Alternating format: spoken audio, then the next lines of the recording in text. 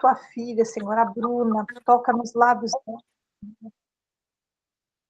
Fala conosco, papai, através da vida da Bruna. Consagramos a ti, Senhor, todas as palavras que serão ditas aqui. Fala aos nossos corações, queremos alimentar o nosso espírito com a tua palavra. Usa ela, Senhor, com autoridade e temor. Em nome de Jesus. Amém. Amém. Então, hoje, nosso último capítulo do livro de Jeremias. Quanta coisa a gente aprendeu, né, com todos esses capítulos. O capítulo 52, ele tem por título Jerusalém é invadida e arrasada. Antes de iniciar a leitura do capítulo, eu gostaria de fazer algumas observações. Nesse último capítulo do livro de Jeremias, nós vamos acompanhar a confirmação de todas as profecias que Deus havia entregue através do profeta Jeremias. Tendo em vista que possivelmente ele já não estava mais em vida, porque no capítulo 51, versículo 64, o último versículo, a palavra termina falando que aqui se encerram as palavras de Jeremias, na versão BKJ. Então, eu acredito que esse último capítulo, apesar de ele não citar, né, esse último capítulo 52, ele talvez tenha sido pelo escriba do profeta Jeremias, que era Baruque. Não tem a citação aqui, mas talvez tenha sido por ele. Baruque, ele era direcionado pelo Espírito Santo de Deus, ele tem uma profecia de Deus direcionada a ele, né? E esse capítulo, ele também tem um paralelo com as passagens de 2 Reis, capítulo 24, versículo 18, e o capítulo 25, versículo 21 e versículos 27 a 30. Também temos um resumo dos versículos 4 e 7 desse capítulo 52, no capítulo 39 de Jeremias, nos versículos 1 ao 10, caso queiram acompanhar depois. Nós vamos acompanhar nesse capítulo 52 a narrativa da queda de Jerusalém, a destruição do templo, o saqueamento dos utensílios sagrados, a morte de líderes importantes e o exílio do povo de Judá para a Babilônia. As consequências estas que o profeta Jeremias, ele já havia anunciado por muitos e muitos anos, através dos capítulos, que o juízo de Deus, ele recairia sobre o povo de Judá por causa dos seus pecados. Pecados esses de idolatria, de rebeldia, de não ouvir a voz de Deus. Então, eu vou iniciar a leitura. Eu vou primeiramente ler do versículo 1 ao 3, tá? Aqui na minha versão, ela começa com um nome bem difícil de pronunciar, que é Tzidkiaku, que traduzindo é Zedequias, né? Então, Zedequias tinha 21 anos quando foi aclamado rei e governou durante 11 anos em Jerusalém. O nome de sua mãe era Amital Bat Irmiahu, de Livná, Amutal, filha de Jeremias. Este Jeremias era cidadão de Líbna. Mas Zedequias agiu de modo reprovável em relação à palavra do Senhor, do mesmo modo como procedera Jeoaquim. A ira de Yahvé havia, então, sido insistentemente provocada em toda Jerusalém e Judá, de tal maneira que ele teve que castigá-los, afastando-os da sua presença e enviando-os ao exílio. Então, aqui eu vou lendo as anotações que eu coloquei. O rei Zedequias, ele tinha 21 anos quando ele se tornou rei. Governou por 11 anos e fez o que era mal perante o Senhor. A palavra fala que ele agiu de modo reprovável em relação à palavra do Senhor. Assim como o rei que precedia ele também agiu. Zedequias rebelou-se contra o rei da Babilônia, Nabucodonosor, o que resultou na invasão final.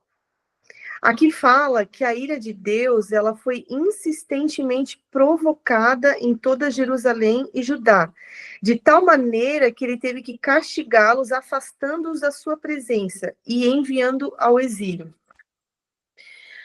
Aí me chamou a atenção essa palavra, afastando-os da sua presença. O que afasta a presença de Deus, né? O que a gente tem acompanhado aqui nesses capítulos?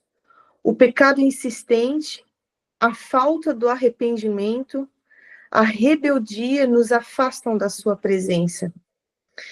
A presença do Espírito Santo de Deus, ela é onipresente. E aí eu busquei na palavra onde fala sobre a presença de Deus, né? Em Salmos 139, versículos do 7 ao 10. Eu vou ler aqui para vocês. Salmos 139,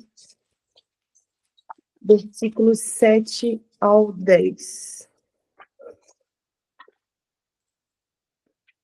Fala o seguinte: para onde poderia eu fugir do teu espírito?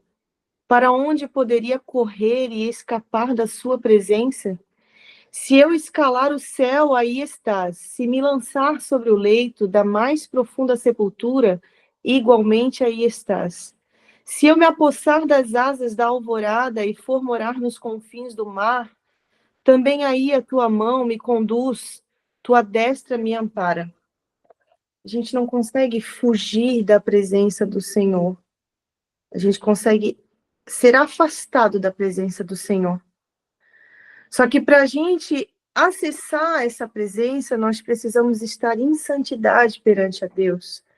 Estar em pecado, estar em rebeldia, sem arrependimento, afasta a presença. A presença de Deus, ela é onipresente, ela está aqui, mas nós não temos acesso a essa presença. Continuando no capítulo 52 de Jeremias, fazer a leitura agora dos versículos 4 ao 11. No 9º ano do seu reinado, no 10º dia do 10º mês, Nabucodonosor, rei da Babilônia, e todo o seu exército atacaram violentamente a cidade de Jerusalém. Sitiaram-na e ergueram muralhas de ataque ao seu redor. Deste modo, a cidade ficou totalmente cercada até o 11º ano do rei Zedequias.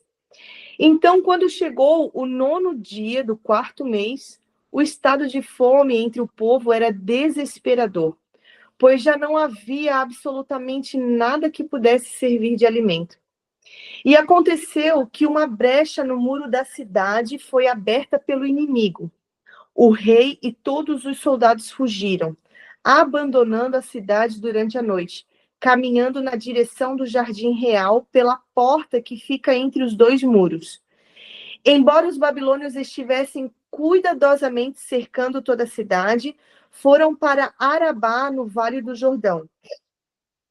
Contudo, os babilônios os perseguiram e alcançaram o rei Zedequias na planície de Jericó.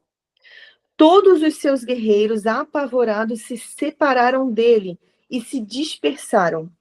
E Zedequias foi capturado e levado perante o rei da Babilônia em Ribla, nas terras de Hamat, que o sentenciou.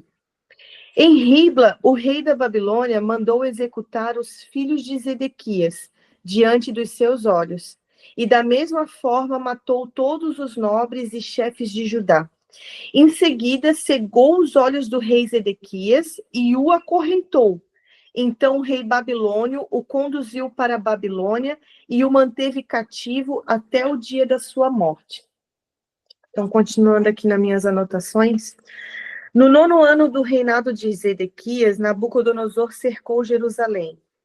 Ou seja, era o 9º ano do rei de Zedequias. Ele teve tempo para arrependimento e mudança, para, digamos assim, amenizar a ira de Deus. As profecias, elas já eram ditas, né? Deus já havia falado que iria recair.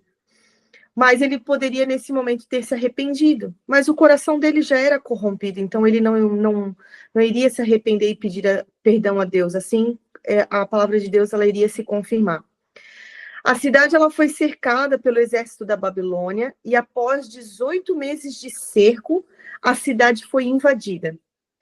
Como a Cris falou no capítulo 50, a gente vai ler, leia-se Babilônia, a palavra Babilônia, como pecado, como mundo, né? Então, nós podemos entender que devido à rebeldia, o pecado insistente e sem arrependimento, o mundo, o cativeiro, cerca, para então a sua total destruição. No versículo 6, ele fala assim, ó, o estado de fome entre o povo era desesperador, pois já não havia absolutamente nada que pudesse servir de alimento. O que nós entendemos por alimento, pela palavra alimento, no âmbito assim, espiritualmente falando? A palavra de Deus, a comunhão com Deus, certo? A palavra de Deus é o nosso alimento. A primeira coisa que o inimigo faz ao cercar um povo que ele quer abater é cortar as suas fontes de necessidades básicas. Isso é uma estratégia de guerra. Ele cerca todas as possíveis saídas, destrói a fonte de alimento, os celeiros, as plantações, as cisternas de água, e espiritualmente falando, o inimigo ele vai te cercar com o mundo, com o pecado, vai tirar a sua fonte de alimento espiritual, que é a palavra de Deus, a comunhão, a vontade de orar, a vontade de ir à igreja. Você vai se afastando da presença de Deus e a sua alma vai perecer de fome. No versículo 7, fala o seguinte: e aconteceu que uma brecha foi aberta no muro da cidade pelo inimigo. Aí eu pergunto para vocês, o que vocês acham que acontece com uma cidade que está fraca, que está morrendo de fome e que é atacada pelo inimigo? Ela morre, ela se rende, ela é levada cativa porque ela está fraca, ela não tem recursos, ela não tem condições de resistir, de lutar. O rei Zedequias, ele tentou fugir, mas ele foi capturado. Seus filhos foram mortos diante dele, e depois ele teve os olhos furados e levado preso para a Babilônia. Não tem como fugir das consequências do pecado. Nós estamos distantes da presença de Deus. A ira dele recai sobre as nossas vidas. Nós somos cegados espiritualmente e presos ao pecado, à escravidão.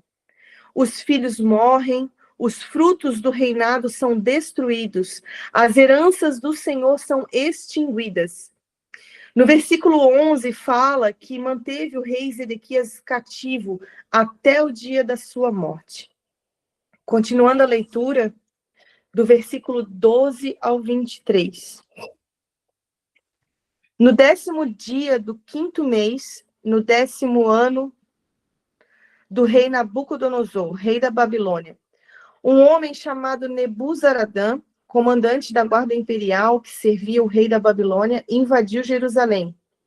Ele incendiou a casa de Yahvé, o templo do Senhor e o palácio real, como também todas as casas de Jerusalém, incluindo edifícios públicos e as belas casas de pessoas importantes na cidade. E o exército babilônio, sob o comando desse capitão da guarda imperial, colocou abaixo todos os muros em torno de Jerusalém.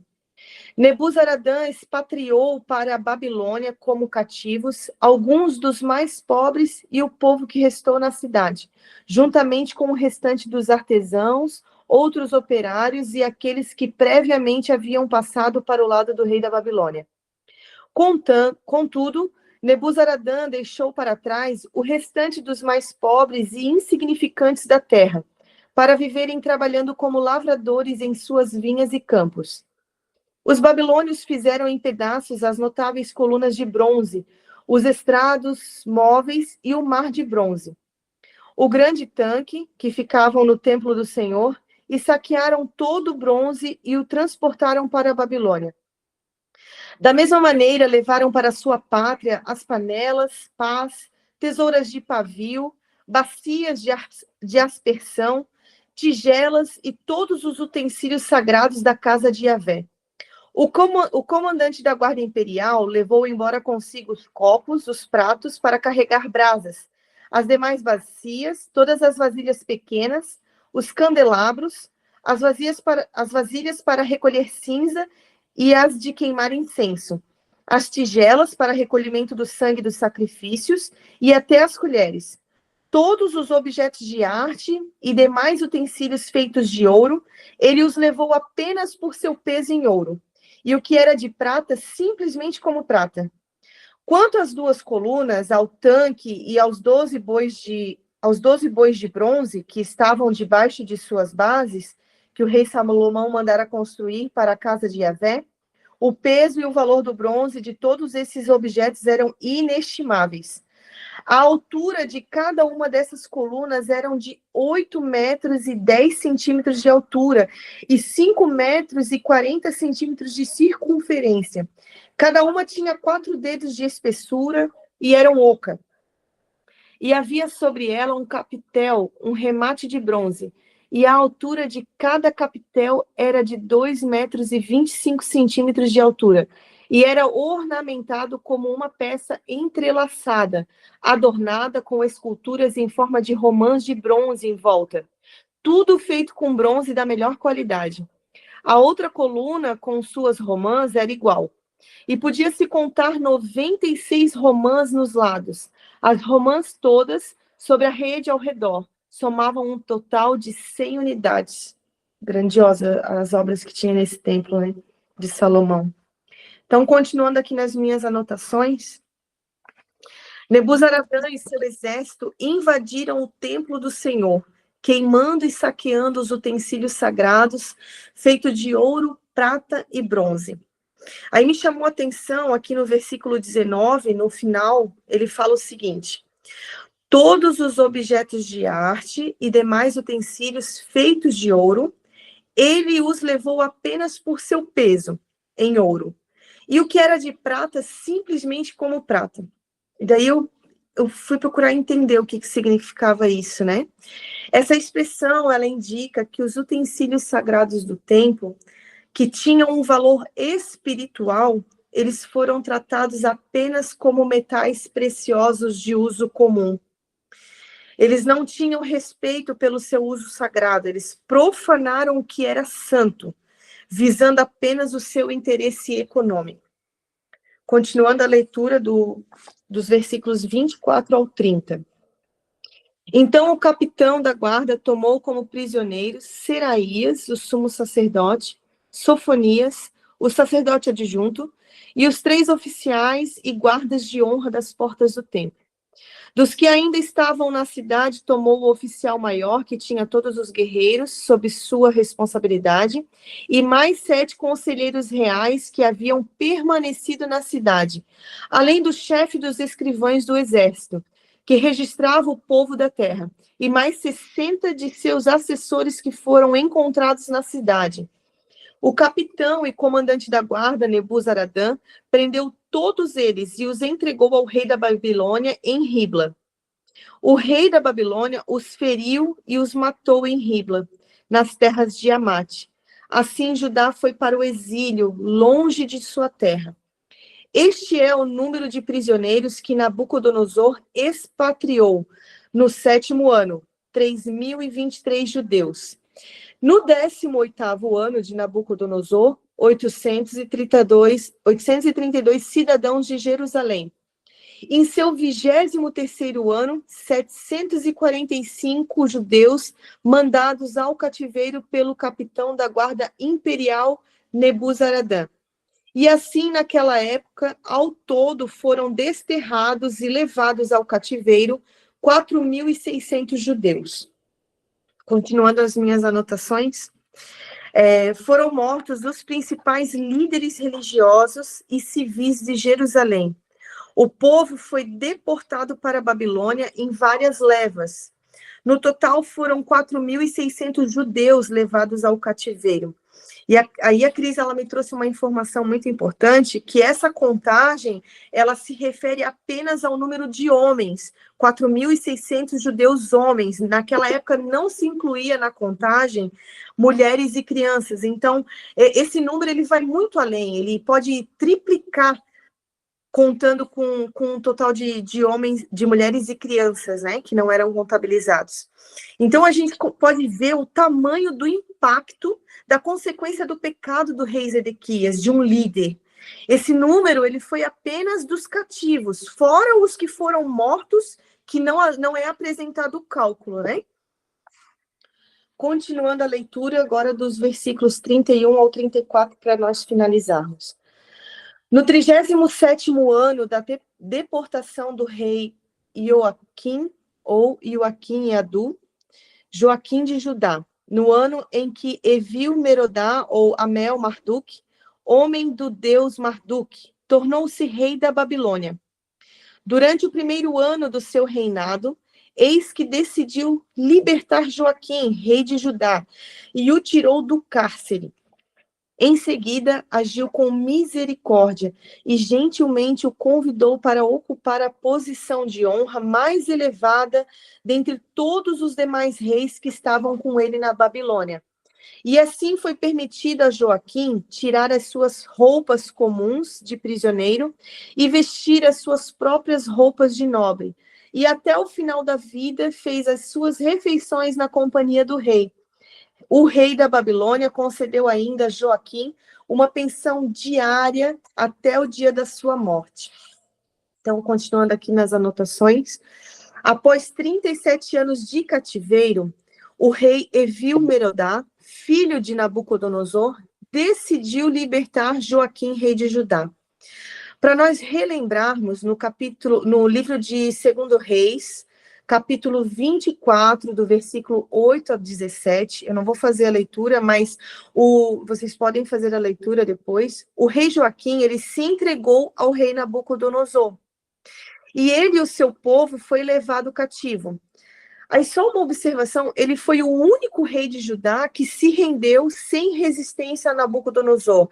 Mesmo que não foi uma obediência espiritual, ele não que ele tenha espiritualmente acatado as profecias que Deus já havia entregue através do profeta Jeremias, mas ele se rendeu. E Evil-Merodá, ele agiu com misericórdia e gentilmente em relação ao rei Joaquim. A graça do Senhor alcançou a vida do rei Joaquim. Ele foi libertado e restaurado à honra. Isso nos lembra que Deus, ele nunca encerra a história com destruição, mas sempre deixa uma porta aberta para a redenção. Podemos perder tudo, mas Deus, ele não nos abandona. Mesmo no exílio, Deus estava presente. O povo colheu o que plantou, mas Deus não desistiu deles. Deus, em sua infinita misericórdia, ele oferece aos seus filhos a sua graça. Mesmo nós sendo filhos rebeldes, ele não deixa de ser o nosso Pai. Ele não nos deserda.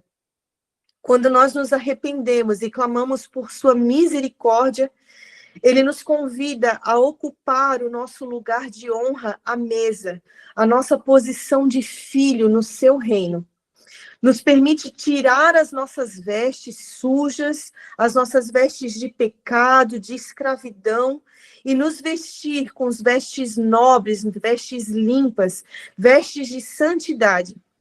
Ele nos concede novamente o direito de sentarmos à mesa e de nos alimentarmos espiritualmente na sua presença, na presença do Rei. Jesus, ele nos convida a desfrutarmos da sua graça, da graça do Pai. Ele já pagou o preço pelos nossos pecados, ele já derramou o seu sangue inocente para que pudéssemos desfrutar da graça do Pai. Ele nos oferece o resgate do cativeiro. Pelo seu sangue, nós somos lavados e restaurados. Então, essas foram as minhas observações sobre os meus pensamentos sobre esse livro. Mesmo em meio ao cativeiro, Deus, ele nos concede a sua graça. a graça imerecida, né?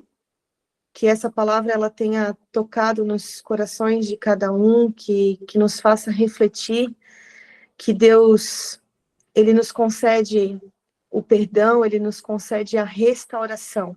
Jesus, ele já pagou o preço pelos nossos pecados na cruz, já derramou o seu sangue para lavar as nossas vestes. E a graça, ela está disponível para nós. Basta nós nos arrependermos, confessarmos os nossos pecados, deixarmos de ser filhos rebeldes, né? E alcançar a graça do Pai. É isso, gente. Se alguém quiser fazer alguma observação, comentar alguma coisa, fica livre aí.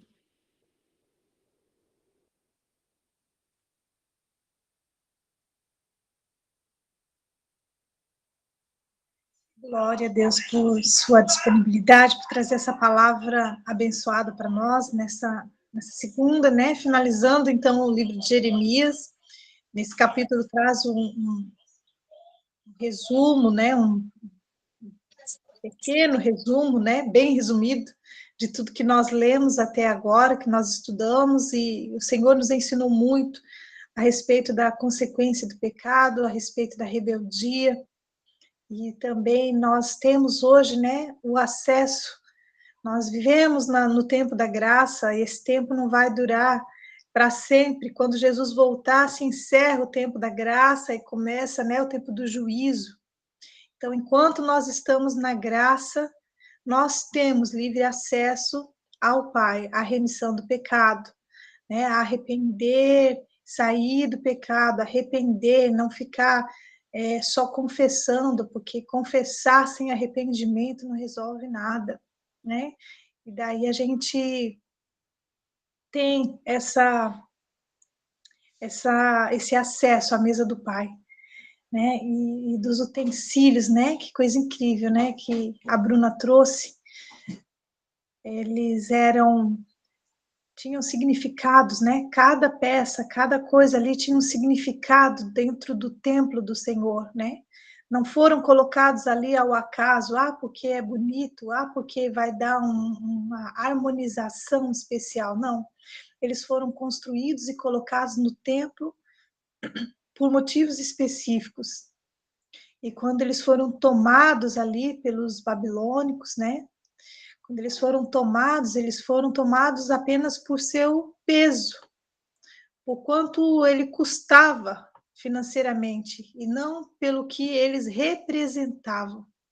Então, Satanás, ele não vai tentar roubar a gente pelo que a gente representa nas mãos do Senhor, pelo valor que ele tem por nós, né? Ele vai roubar simplesmente para somar mais um para ele, porque o destino de Satanás já está decretado, está em Apocalipse. Ele é furioso conosco, ele está furioso o tempo todo, mas não é conosco porque a gente faz isso, porque a gente faz aquilo. Ele está furioso porque o fim dele está próximo. Então, está pertinho de chegar o destino final de Satanás. Só que ele não quer ir sozinho, ele quer levar pessoas com ele. E daí ele não quer saber para que nós fomos chamados. Ele quer saber de encher o bolso, né? Digamos assim, de estar levando mais pessoas para ele, de estar roubando pessoas para ele. Então, ele quer roubar as pessoas que Jesus pagou preço de sangue para comprar. Ele quer roubar as pessoas só para tentar tolamente, né, enganamente, querer se equiparar a Jesus, de dizer assim que ele pode ter mais pessoas, né? Isso é um absurdo, mas Satanás ele tenta de todas as formas nos roubar. E quanto mais pessoas ele tirar o alimento, que é a palavra de Deus, quanto mais pessoas ele conseguir impedir que se alimentem da palavra de Deus, que comam a Bíblia, que orem, que se conectem com o Pai, que fique fraco na fé, mais fácil fica para ele tomar e levar embora. É mais fácil para ele. Então, ele não vai vir de supetão e matar a pessoa. Ele vai enfraquecer. É uma estratégia que Satanás tem. Então, Não podemos deixar de ler a palavra de Deus, de alimentar o nosso espírito, porque para Deus nós temos um valor, né? Nós somos usados com nossos dons, com nossos talentos, com obras, né, para servir a casa de Deus. Nós servimos à igreja de Cristo, mas para Satanás não serve para nada a não ser um número, só um número. Então, que a gente não seja um número, mas que a gente seja o instrumento ornamental chamado pelo Senhor para fazer algo, né, dentro da casa do Pai. Em nome de Jesus. Amém. Vamos orar então e encerrar. Pode orar, Bruno, e encerrar, por favor. Amém. Amém, Senhor Jesus. Obrigada, Pai, pela tua palavra, pelos teus ensinamentos, Senhor Jesus.